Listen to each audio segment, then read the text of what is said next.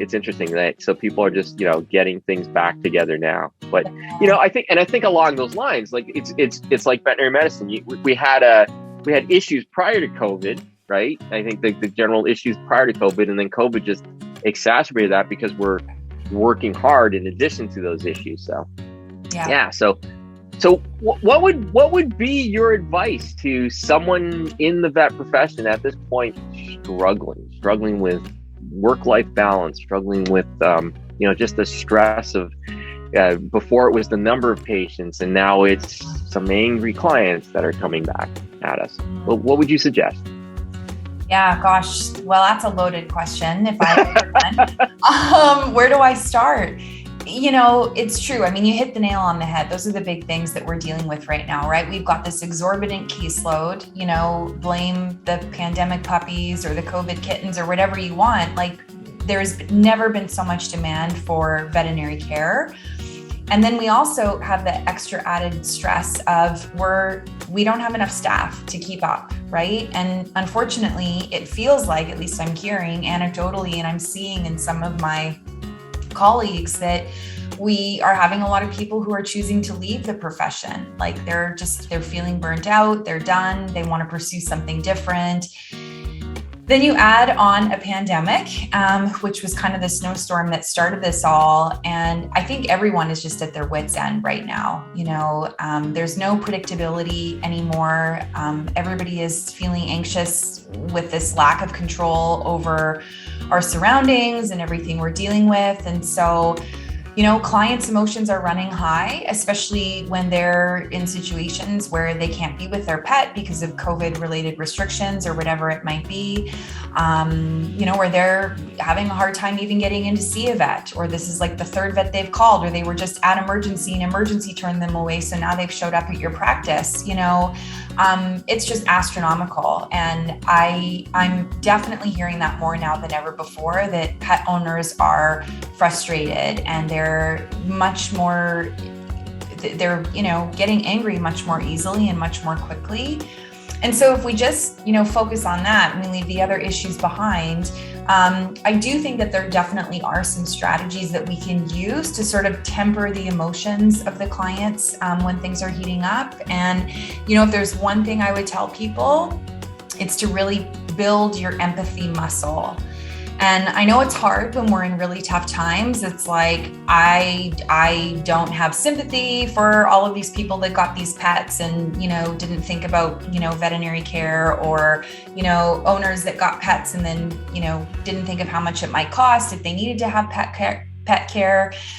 When we're feeling burnt out, cynicism is one of the first signs that we're feeling that way. And so I think oftentimes then our empathy skills go out the window.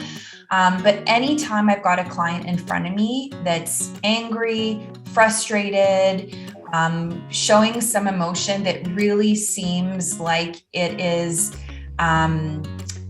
exaggerated or out of context for what the situation calls for, I try and put myself in their shoes, because inevitably that anger stems from something underlying. Are they scared, that they can't be with their pet and what might happen while they're not there? Are they embarrassed because they, didn't bring their pet in sooner and now it looks like their pet's really sick?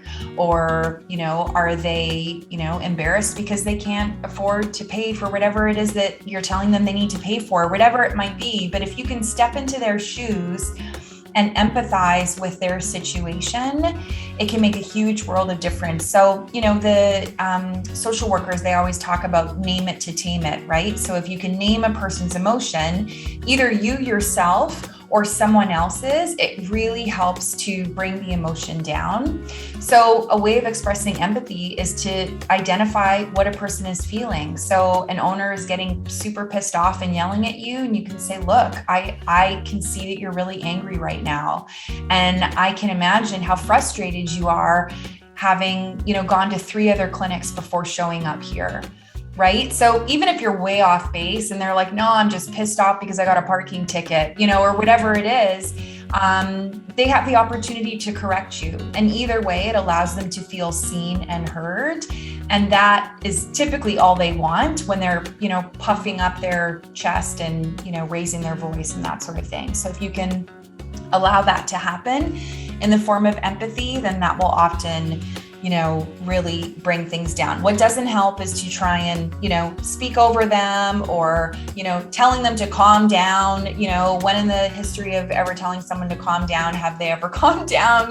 So, I can't tell you. So I recently stepped back into practice after taking some time off after having my baby and focusing on my wellness endeavors. And a lot of what I was doing on emergency was talking with owners who, they called the emergency team, 3 or 4 times before getting a call back.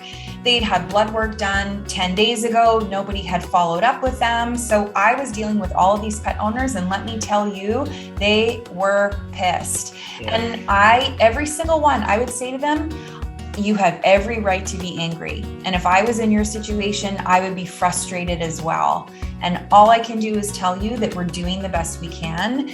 This is the state of veterinary medicine today, is we have a massive shortage of supply to meet the demand that pet owners, are asking of us right now. So all I can tell you is that I am so sorry that you've been waiting this long. Apologize for whatever it is that needs apologizing for, own it, recognize it, and what can I do from this point forward to make this right, or to support our relationship moving forward. If this is a client, obviously, that you're going to have an ongoing relationship with, it's a little bit different in general practice than emergency, obviously, because you do have those relationships longer term. But that's the best advice I would give for those disgruntled pet owners.